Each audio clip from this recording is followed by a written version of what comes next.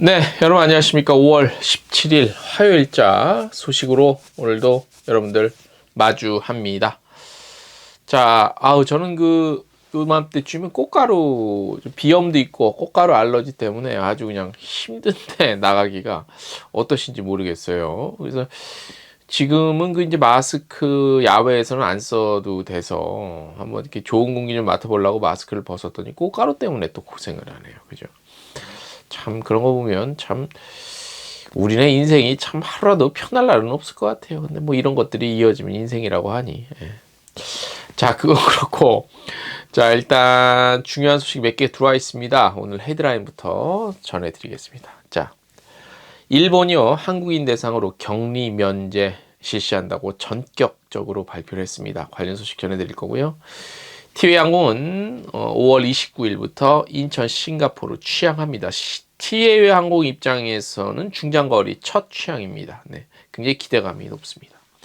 한국여행업협회는 잠바부웨이와 관광, 교류 협력 관해서 뭐 MOU도 맺고 머리를 좀 맞댔다고 하네요. 에어서울은 다가오는 성수기에 관 노선 증편하고요. 박보균 신임 문화체육관광부 장관이 취임했습니다. 롯데 JTB는 광주관광재단과 업무 협약을 맺었고요. 에어부산이 김해공항 이용객 점유율 1위를 달성했다고 합니다. 어떻게 보면 당연한 얘기일 수도 있겠고요. 한국과 사우디아라비아가 수교 60주년을 맞이해서 사우디 현지에서 한국 관광 홍보에 적극적으로 나섰다고 합니다. 인터파크 투어가 강원도 댕캉스 기획전을 선보입니다. 댕캉스는 애완견들 요거랑 같이 하는 상품입니다. 제주항공은 국제선 재운항을 기념한 특가 프로모션을 진행합니다. 네, 여기까지가 오늘의 헤드라인이었고요. 본격적으로 첫 소식부터 시작하겠습니다. 일본이 16일 전격적으로 한국인 대상 입국 절차 대폭 완화한다고 발표했습니다. 말 그대로 굉장히 전격적인 조치입니다. 일본 정부 관광국 관계자 그리고 또 다른 우리 여행업계 관계자들에 따르면 일본 외무성 홈페이지를 통해 발표된 이번 완화 조치는 사전 예고, 전혀 감지를 못했습니다. 전혀 감지를 못해 전격적으로 이뤄진 것으로 보이고요. 한국 아웃바운드 시장에서 일본이 차지하는 비중이 대단했습니다. 예전 코로나 전에. 1등이 일본, 2등이 베트남 이렇게 됐어요. 1년에 750만 명 평균. 750만 명이면 여러분들 얼마나 그 많은 숫자인지 모르시죠? 750만 명이면요. 대략 우리나라 인구의 제 계산이 아마 대충은 맞을 거예요. 15명 중에 1명꼴로 일본 여행을 갔다는 거예요. 1년에. 1위.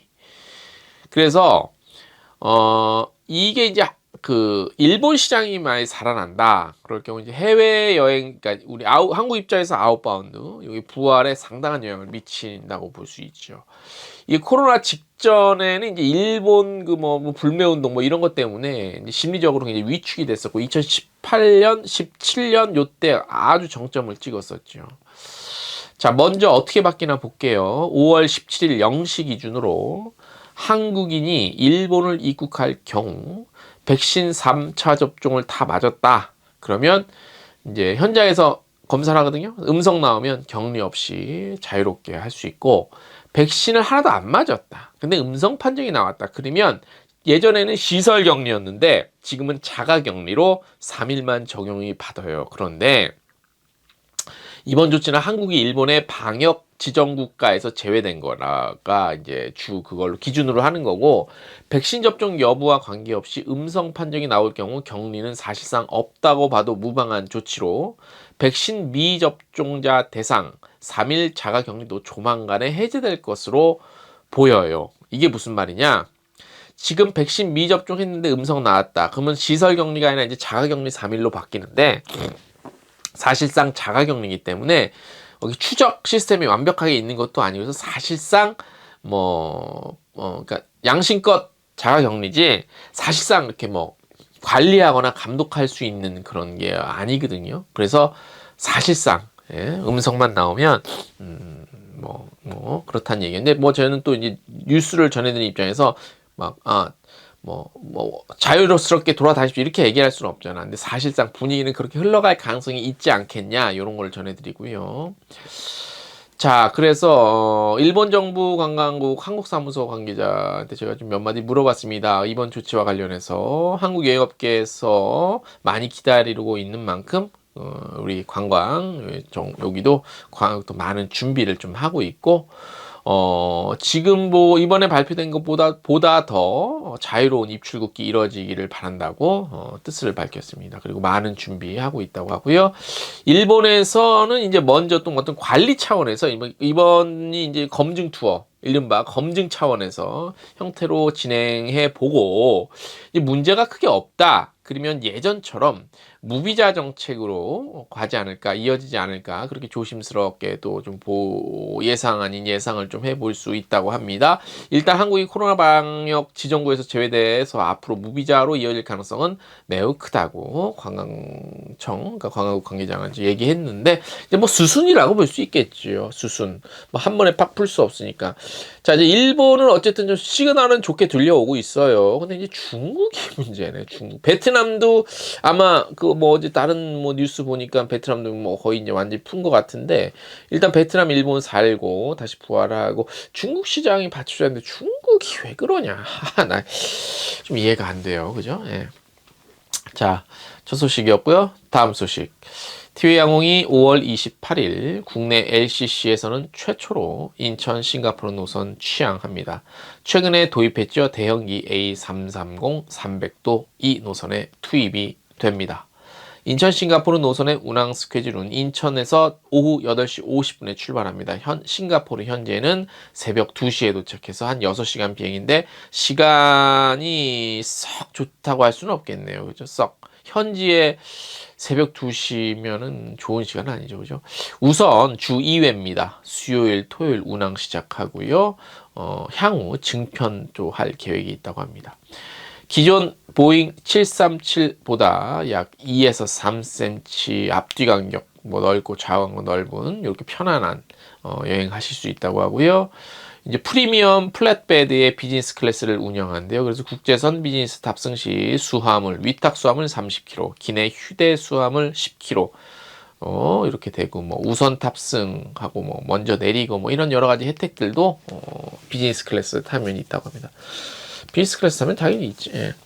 자, 현재 추가적으로 잠깐 말씀드리면은 많은 분들 알고 계시겠지만 싱가포르 입국 시에 코로나19 검사가 면제되며 백신 2차 접종 후 14일이 지난 접종 완료자 및 12세 이하 미접종 아동은 격리 없이 가능합니다. 싱가포르 노선 취항을 기념해서 판매 프로모션도 하고 있는데요. 5월 16일부터 6월 5일까지 이미 시작이 됐군요. 프로모션 운임은 편도 총액 기준으로 이코노미 23만 원대, 비즈니스 81만 원대 이렇게 된다고 합니다. 그래서 기간도 있고요. 다른 항공사 대비 약 80% 수준의 합리적인 가격이라고 하네요. 예, 싸긴 싸네. 예, 최근에 항공권 유료 할증료도 엄청 올랐고 항공권 요즘 추세를 보면 그죠? 아무튼 축하드립니다. 다음 소식.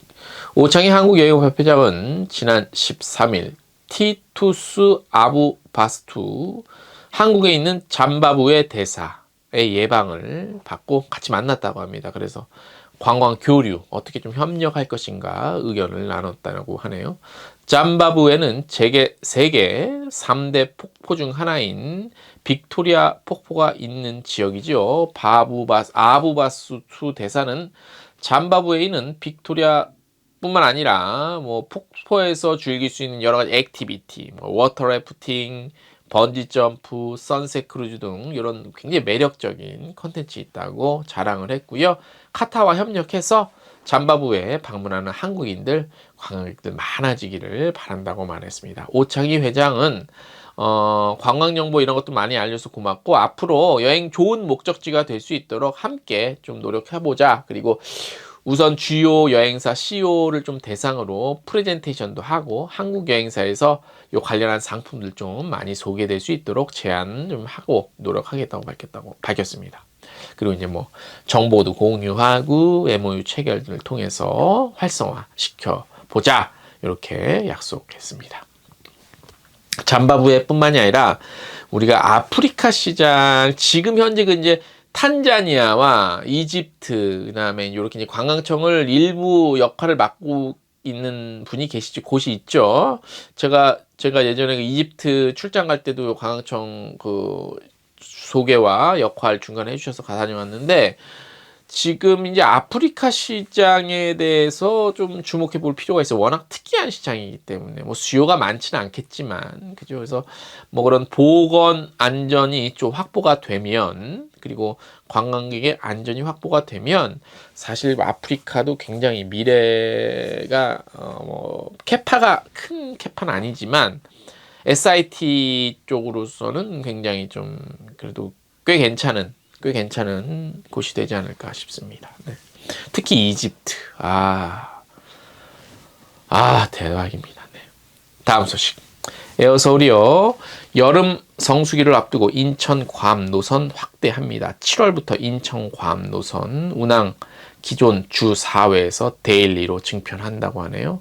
여름 휴가 시즌에 여행객 급증할 것으로 예상됨에 따라 공급 확대하는 겁니다. 현재 괌은 국제선 중 가장 인기가 있는 노선이라고 할 수 있습니다. 지난 14일 운항 재개했죠. 에어서울은 인천 괌 노선 첫 탑승률이 무려 96%. 네. 5월 예약도요 이미 만석이래요. 이건 잘 놀러 다니셔. 자, 이제 지금 항공권이 좀 비싸서 그렇지 더 점점 좋은 기세로 갈 것 같습니다. 다음 소식. 박보균 신임 문화체육관광부 장관이 16일 취임했습니다. 정부 종합총사에서 열린 취임식에서 박 장관은 인류 국가의 자격과 조건은 부국강병의 경제력, 군사력만으로는 안 되고 문화가 번영해야 한다. 한국은 이제 문화 매력 국가, 문화 강국으로 가는 토대를 마련했다고 밝혔고요. 취임식을 마친 후에 이제 뭐 기관장들 만나서 간담회도 하고 뭐 여러 가지 얘기를 나눴다고 합니다. 자, 이제 박 장관이 취임사를 제가 관련한 저희 텍스트 뉴스에 기사를 취임사를 전문을 다 실어놨는데 취임사를 보면은 개인적으로 또 저희 미디어 입장에서 비판할 부분이 많아요. 관광이라는 단어가 3번밖에 안 나왔고 3번조차도 관광 산업에 대한 향후 구체적인 뭐 취임사에서 구체적인 것까지 얘기할 수 없지만 그러니까 핵심 포인트를 좀 제대로 짚었나 의심스러울 정도입니다. 취임사에서는 이제 관광 쪽 어떤 얘기 나왔냐면 관광 산업은 K 컨텐츠, 한류, 전통 문화와 함께 어울려야 활기를 띠게 되며 관광 명소의 흥행에는 스토리텔링 마케팅이 중요하다. 이를 위해서는 언어의 선택과 배치에 능숙해야 한다고 강조했습니다. 뭔 소리인지 하나도 모르겠습니다. 뭔 말인지요. 자, 아무튼 취임사 뭐 대통령 취임사에서도 무슨 단어가 몇 번을 나왔으면 뭐 이런 게 중요하잖아요. 취임사 보면 대충 철학이 나와 있거든요. 네. 한마디로 표현하면 굉장히 실망스럽다. 그렇게 말씀을 전해드릴 수 있습니다. 뭐 기존에 또 그전 정권 문체부 장관은 뭐 대단히 만족스러웠겠습니까? 네. 하지만 이번은 일단 문화, 체육, 관광이 합쳐지고 이대로 간다는 것 자체부터가 문제입니다. 예전에 비해서 문화, 체육, 관광 분야가 너무 비대해졌기 때문에 규모도 커지고 이걸 왜 안 고치는지 모르겠습니다. 다음 소식, 롯데 JTB 소식을 오래간만에 들려드리겠습니다. 지난 13일 광주만의 문화, 예술, 관광 콘텐츠 확산과 관광객 유치 활성화를 위해 광주관광재단과 업무 협약을 체결했다고 하네요. 이번 업무 협약은 광주광역시의 전략적 관광 브랜드인 대한민국 예술여행 대표도시 광주를 함께 알리고 광주다움이 담긴 예술관광 상품의 개발 및 판매에 대해 상호 협력하며 국내외 관광객의 광주 유치를 위한 홍보 마케팅 등 광주관광산업과 예술여행 발전에 기여할 제반사항들에 대해 공동 노력하겠다는 내용이 담겼다고 합니다. 협약식에서는 광주에서 진행된 예술여행 상품 또는 콘텐츠 공모전 선정작의 관광 상품화 및 판매 촉진 활동에 관한 활발한 논의가 진행됐습니다. 롯데 JTB 관계자는 이번 협약식으로 엔데믹을 준비하며 국내를 넘어 일본 및 글로벌 인바운드 활성화에 선제적이면서도 적극적으로 나서서 광주를 국제적 예술 관광 도시로 도약시키는데 공동으로 뭐 좀 활약할 예정이라고 밝혔습니다. 네. 근데 잠깐만. 그리고 롯데 JTB는 이번 업무 협약 체결에 따라 광주 여행의 예술과 스포츠를 접목시킨 이른바 야구광 트립 상품을 출시했다네요. 그래서 또 향후에도 다채로운 상품을 좀 선보일 예정이라고 합니다. 자, 그런데 광주가 언제부터 예술 도시였죠? 광주 비엔날레 때문에 그런가? 광주 비엔날레가 역사가 있지만 그것 때문에 예술의 도시, 광주 사시는 분들도 그렇게 생각하세요? 예술의 도시라고? 그렇기 때문에 예술 관련한 여행 상품을 광주를 그거 해. 그게 글쎄 제가 잘 모르겠으나 그게 맞아요?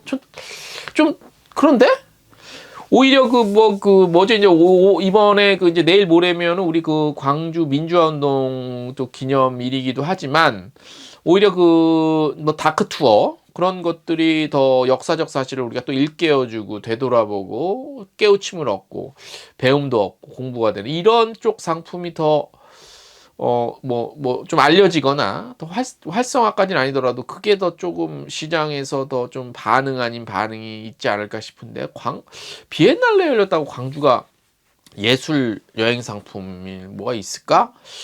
좀 그런데 요거 좀 연구해 봐야 될 가치가 있습니다. 다음 소식. 한국항공사가 사우디아라비아에서 인바운드 시장 확대를 위한 수교 마케팅을 펼쳤고요. 올해가 한국과 사우디아라비아가 수교 60주년이라네요. 그래서 15일과 16일 사우디 수도 리야드에서 그 다음에 상업도시인 제타에서 한국관광 홍보 로드쇼를 개최했다고 합니다. 트래블 투 코리아 비긴 어게인이라는 주제로요. 그래서 뭐 이제 현지 관계자도 오고 한국에서도 관계자들이 가서 뭐 전라남도 관광재단도 가고 뭐 업계 7개가 이렇게 갔다고 합니다. 그래서 프로모션도 이제 앞으로 할 거고요. 다양한 활동을 한다고 합니다. 사우디아라비아가 여러분 이제 관광청도 우리나라 이제 일을 하잖아. 사우디아라비아가 이제 왕들이 이렇게 있잖아. 그 양반들이 좀 새로운 예전과는 좀 다른 패러다임으로 이제 우리가 오일만 판매해서는 이제 안 된다. 그래서 이런 것들 개방을 막 했잖아요. 그래서 이제 관광 분야도 굉장히 적극적으로 하고 있는데 굉장히 괜찮은 시장 중에 하나가 아닌가 그런 생각이 듭니다. 자, 오늘 저희가 준비한 소식은 대략 여기까지고요. 이번 한 주 또 열심히 살아보자고요. 오늘 소식 여기까지입니다.